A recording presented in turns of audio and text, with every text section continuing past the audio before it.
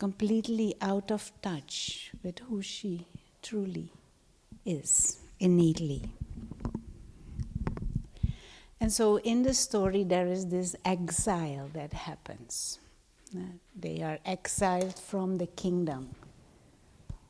Sita is outside of her reality. And you can say, we are spiritual beings, but we lose spiritual awareness. And we become in bondage of desires and expectations and limited beliefs. And Ram loves Sita. So he sends a message to Sita. He says, I can free you, but you have to want to be free from this demon. And you have power yourself. Because this demon exists and grows because you feed him. You allow him to have power over you. You yourself have higher power. And so Sita has the power to discern. Sita has the power to decide. Sita has the power of determination. Sita has the power of her own thoughts. Sita has the power of her actions. She can decide to not give in. Sita has the power to, what else? Any other power needed to get rid of this demon? Sita has the power to tolerate. Very good. Tolerate. Sita has the power to pack up. Sita has the power to become introvert. Sita has the power to remember.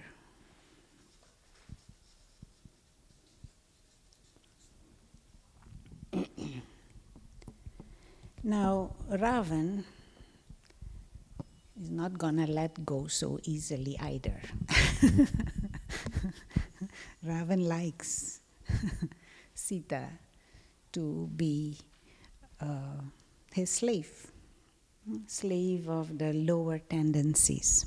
So Ravan sends his special envoy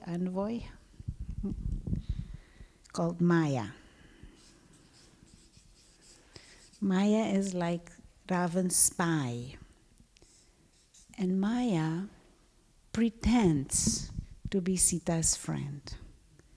So Maya tells Sita, yes, Ram is very good, but Ravan is not that bad.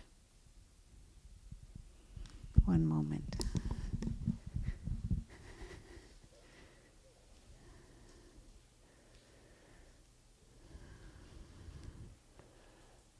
Okay.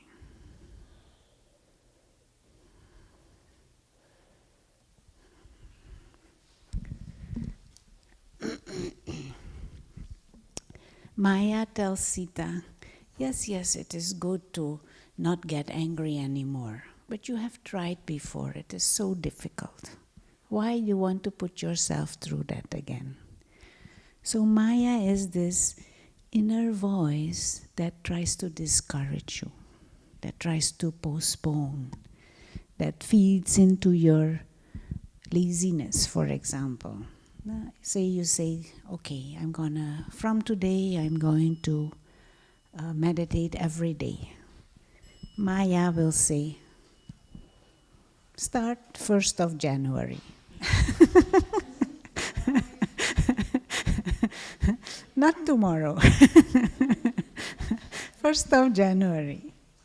So these two, they just have the aim to keep Sita in the miserable state.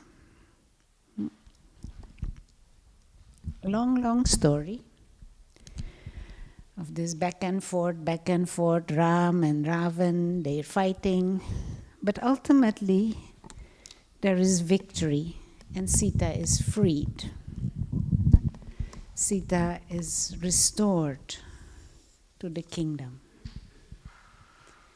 And when Sita and Ram come back to Ayodhya, that is the city where they live and where the kingdom is, Ayodhya means a mind free from sorrow. So Sita is restored to that state where her mind is free from sorrow. And Ravan is killed. But in the story, they try to kill Ravan by chopping off his head. One head, chop off, other head, chop off. But in the story, one head is chop off. What happens? It grows back. You chop off another head, it grows back. So in our spiritual journey, how do we get rid of these vices? In the story, the arrow has to hit the navel. When it hits the navel of Ravan, then he dies. And the navel is symbolic for what feeds these vices, all these different egos and these demands and expectations. And that means Sita should redirect her thoughts to this, instead of trying to please these limited, defects or tendency. If there is the tendency to be angry, more you get angry, that tendency only becomes stronger. So if you don't feed that anger, then the anger dies. If there is ego or arrogance, it becomes bigger and stronger and mortifies you. If you indulge in it, it becomes stronger. So if you stop feeding it and come back to spiritual awareness, it dies. Diwali is the memorial of Sita's conquest over this Ravan and Maya complex.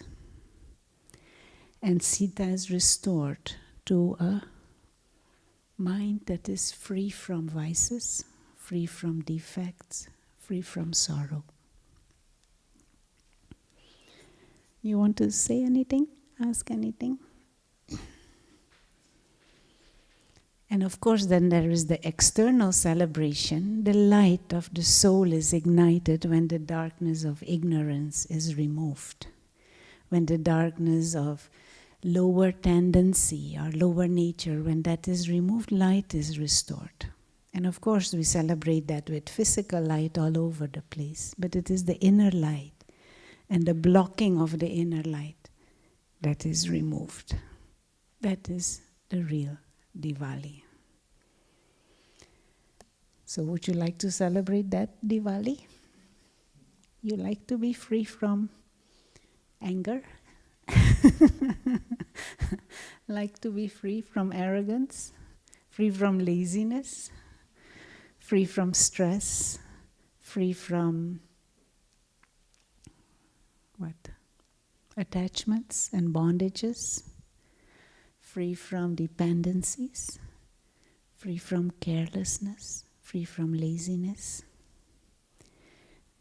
Sita has to direct the mind to her own innate higher nature. Become aware again of the self as a spiritual being, a soul. Innately peaceful, not a physical mortal. This is just the body, a temporary vehicle, a part that we act out through this body. But we are those spiritual living lights.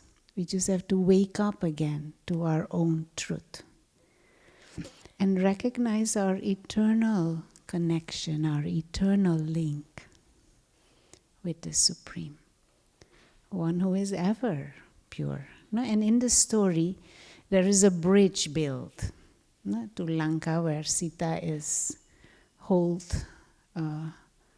hostage as a prisoner.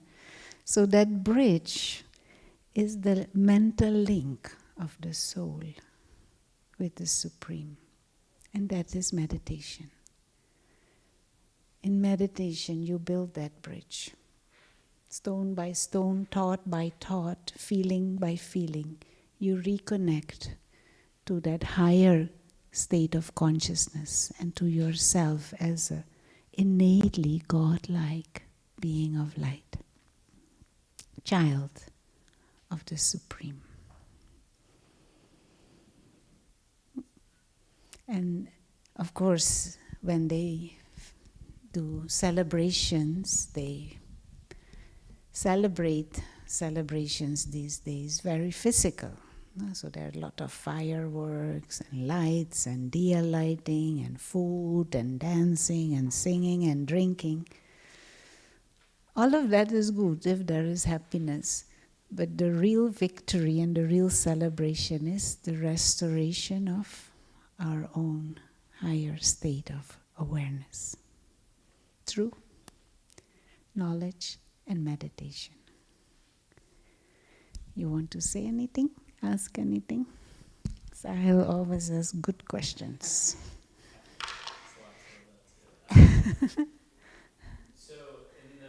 the end of the... Can you please say? At the end of the Ramayana, I know this is something that like some people disagree with, is Ram and Sita are actually separated because of like questions around her purity, and so Ram, to rule the kingdom, like separates himself from her, right? And so there's a lot of questions if he's the perfect man, like what about the duty to his wife? So I'm curious, how does that play into this, and like that you know that you're already one with the light, so you don't need to be there? No, but I mean, stories also get distorted and add-on and add-ons and add-ons. No? It becomes like a huge katha, a huge story. But for Sita to return to our innate state, she will be tested. And there is the fire test also. No? She has to go through fire, and the fire doesn't touch her. So the real fire is about a few million golden deers. And let's see if Sita remains how do you say, not deceived. So in our spiritual journey, we learn about these things, we grow, we experience the beauty of meditation and the beauty of our own higher nature, but there will be tests. A simple example, say tomorrow you say, okay, tomorrow morning I will get up 10 minutes earlier to meditate. First of all, Maya will say why. Inside, Maya will say why. But if you tell somebody else, or in your household, or your partner or your kids, they will also say, no, why? Or this weekend we're going to have a peaceful weekend and no cell phones. What will happen? This weekend we're going to have a peaceful weekend, just reflect, do some journaling, do some meditation. What will happen? The cell phone will start ringing twice as much. So what that means, we will be tested. And Ram, the Supreme Soul, gives power, gives wisdom. But at some stage, Sita has to prove that she can stand on her own. We are individual, unique beings of consciousness, souls. And yes, the Supreme is our Father. Yes, the Supreme is teacher. But we also have to mature and start using our own wisdom and power.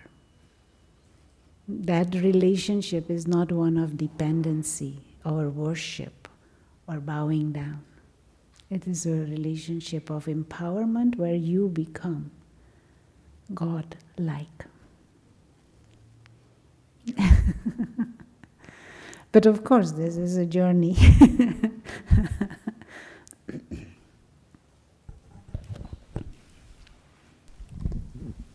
So in the story, there's an entire army helping Sita and Yeah, Ram, like yeah, Hanuman, Lakshman, the yeah, Vanar Sena.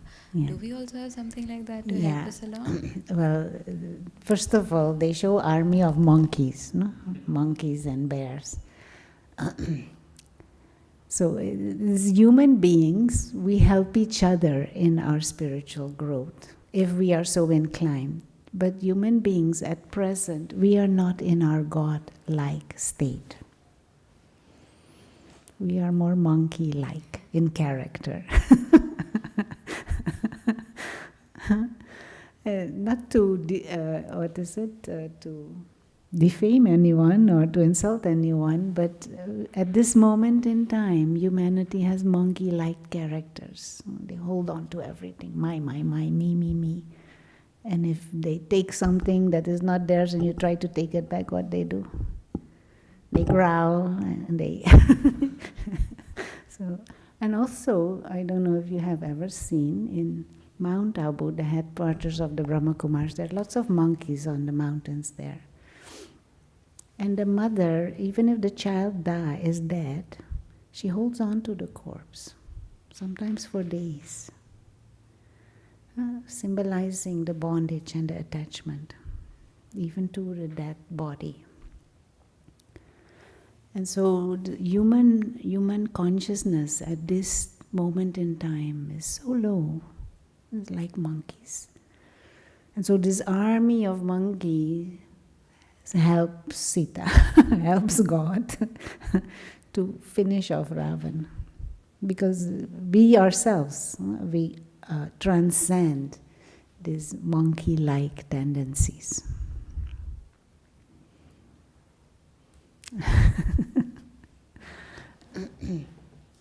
Anyone else?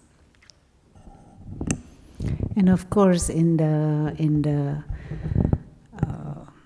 other religions, there are similar mythological stories. No? In Christianity, there is also the concept of Adam. What happened to Adam? Anyone here from Christian background? What happened to Adam? You don't know? There was the tree of life. Yeah, the forbidden fruit. There was the tree of life, and there was a snake in this tree of life, because they were not supposed to eat from that tree. And there were apples in the tree, but they're not supposed to eat from that tree. So the snake tells Eve, you know, if you eat this fruit, you will be more powerful and more wise than God. So she gets into this ego, picks the fruit and she gives Adam to eat, and they lose paradise. The ego, lust, also the forbidden fruit, whole area of lustful indulgence, sexual behavior. We cross that line, and then we lose paradise and our purity. And so there are many stories like this. But Diwali is not the loss of paradise. It is the winning back of paradise, the regaining of the conquest of over the vices. Anyone? Okay. Any other questions? Then we have a little activity for your own inner Diwali. So I'll give you a piece of paper. Everyone has a pen? Not everyone. We will give paper and pens also. Or if you want to use your cell phone, which has become...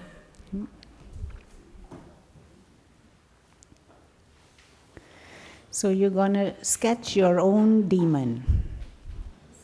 No, and in the story, Ravan is shown as a demon king. He is the king of the demons. They show Ravan as very powerful and very intelligent also. But he uses his intelligence for his ego and for his lust and for his greed. No?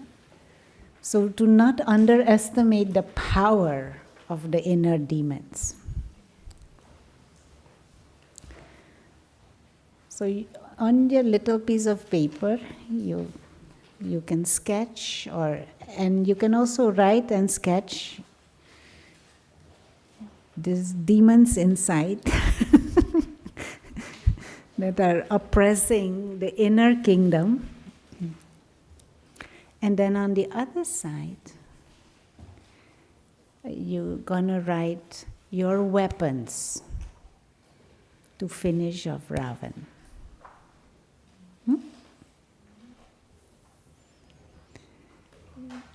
Tú puedes explicar. Yeah, on one side the demons and on the other side your weapons. Now you are Sita, so all these powers that are there and what you will use to conquer these demons.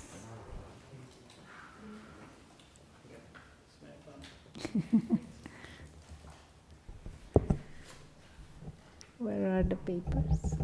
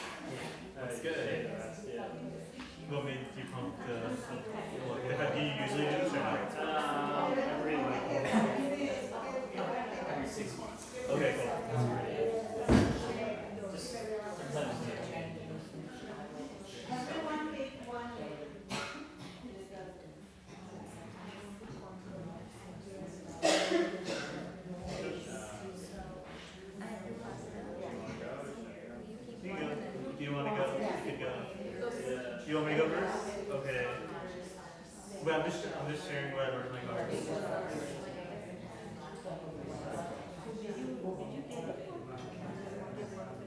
Oh yeah.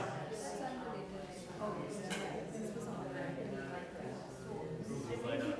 Yeah, for now. I'll tell later what to do with it. Okay, I thought she said to draw out your devil. When I tried to draw one, it turned out to be a cat. But for my demons, I wrote impulsiveness, stress, fear, self-loathing, ego, anger, and greed. And then my tools against that, I put compassion, empathy, intuition, joy, grace, health, gratitude, clarity, and calmness. Procrastination, yes.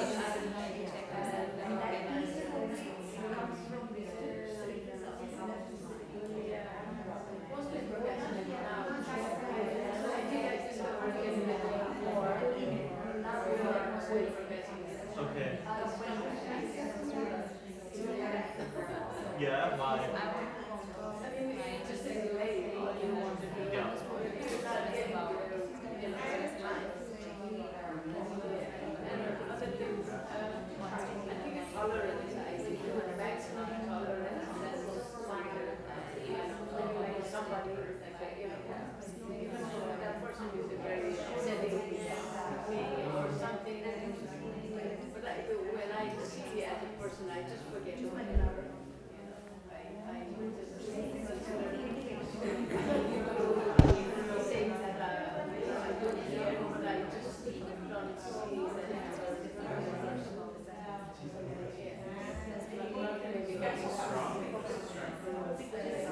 That's your tool. Okay. I like that. You don't give in to negativity. Yeah. Yeah.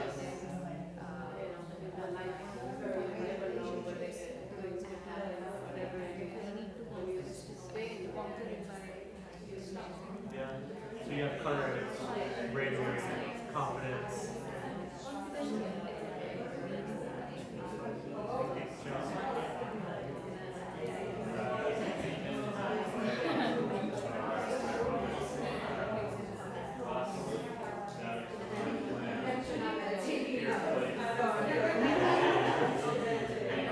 Quick victory.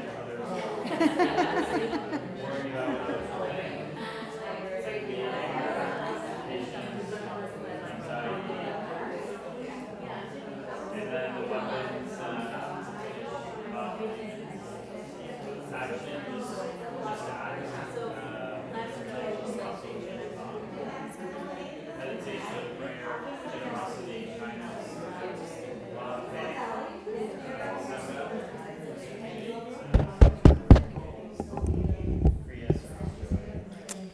Okay. Thank you.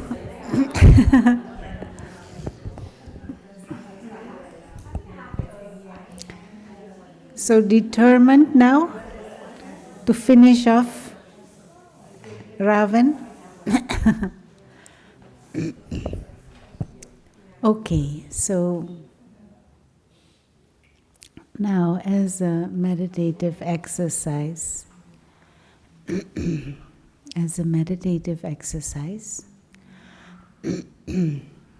just visualize yourself as light. Sita, in the innate state of pure soul consciousness. You, the being of light, just hold that awareness of the self as light. And then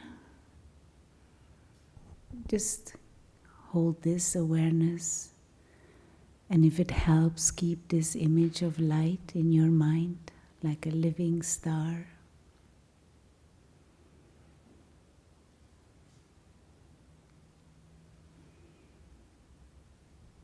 And now, in your mind also, broaden that awareness, and everyone is a being of light.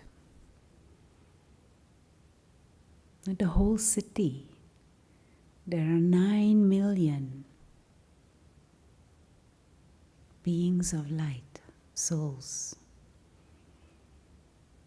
They may be trapped in Ravan's kingdom, but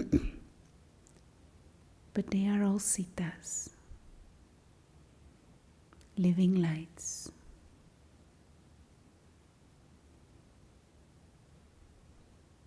Brothers.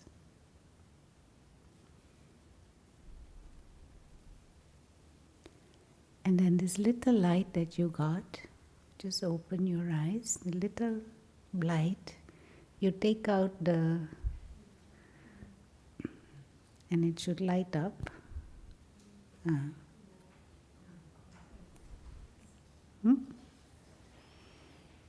So this is symbolic for the soul.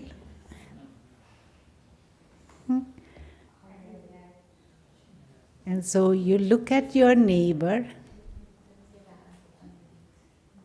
You look at your neighbor. It's not working?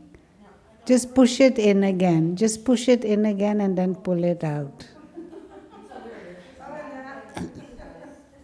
Jose, there are more, I think. Where are they? Jose, there are more. Is it there or on the... Well, this is what happens. Some are dim.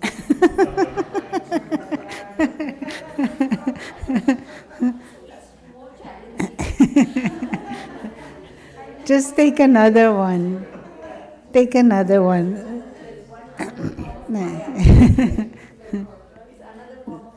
Yeah. So everyone has light? Yeah? Okay, so you took out the tap, no?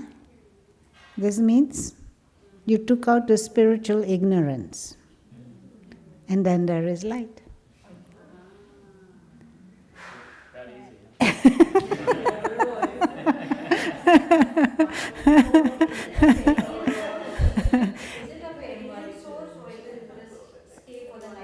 It will stay just for a night.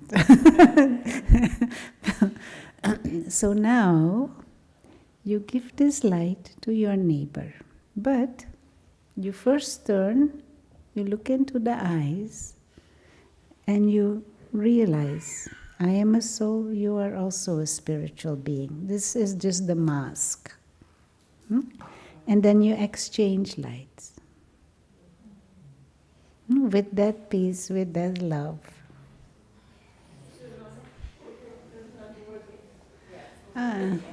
It is?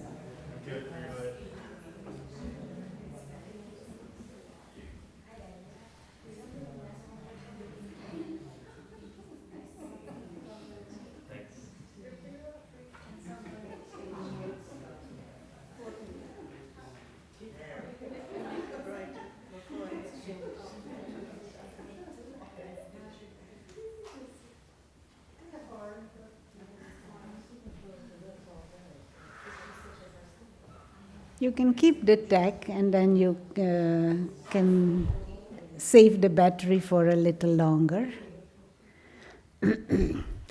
I mean, this is just symbolic. The real light is invisible. No? Oh, no, I turned it off. Okay, and so for a few minutes we will be in silence again.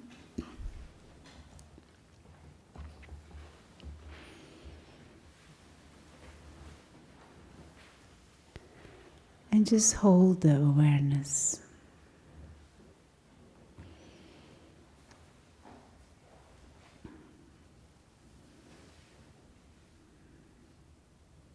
That yes, there is a body and there is a human personality, but the real self is timeless, invisible, imperishable.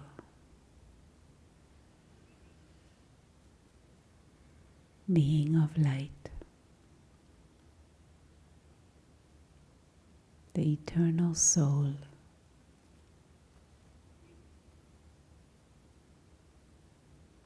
One who belongs with God and to God, the Supreme.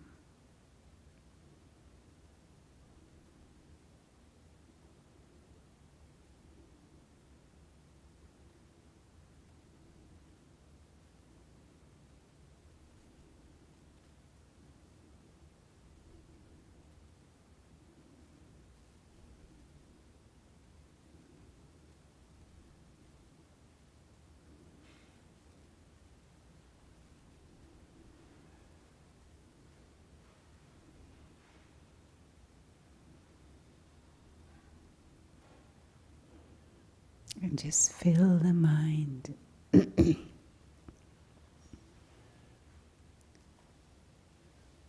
this silence,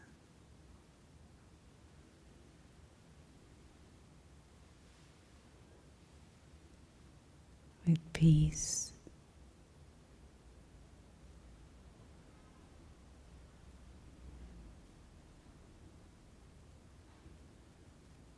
and with light.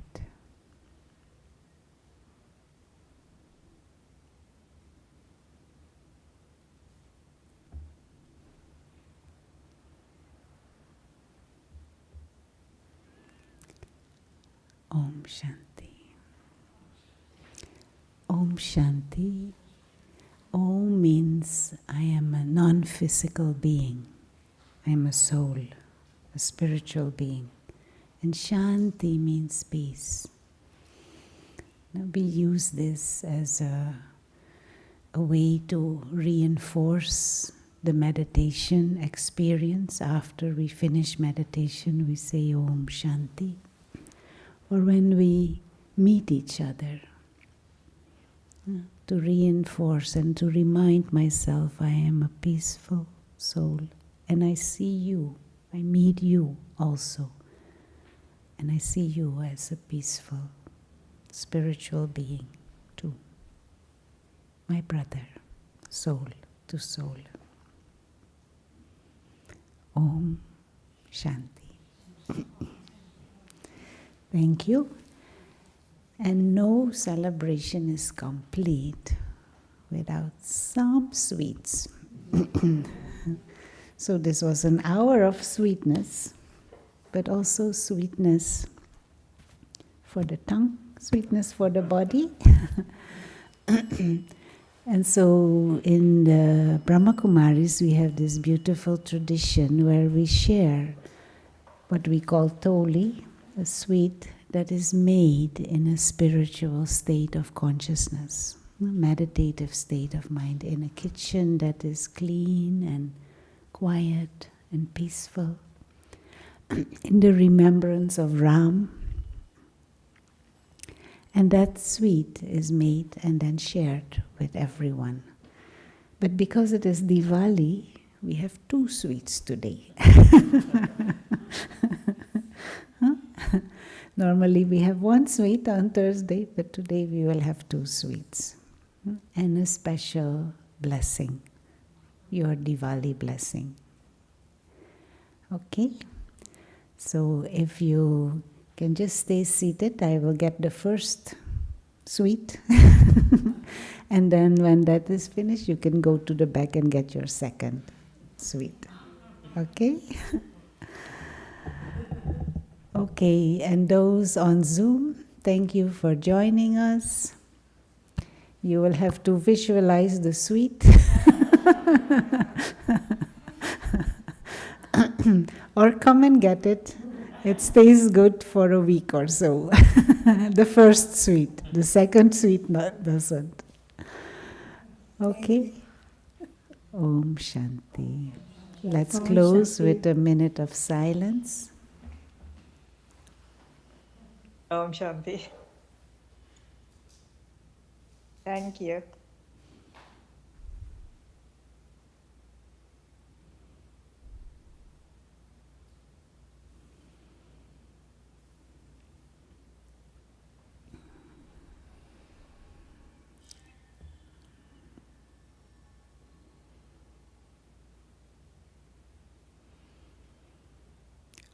Om Shanti. And for those who are here for the first time, extra welcome. On the desk you can find flyers of our monthly